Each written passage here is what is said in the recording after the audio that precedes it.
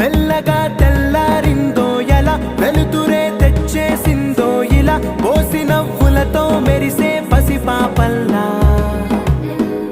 చేదతో బావులలో గలగల చెరువులో బాతుల ఈతల కళ చేదుగా ఉన్న వేపను నమిలే వేళ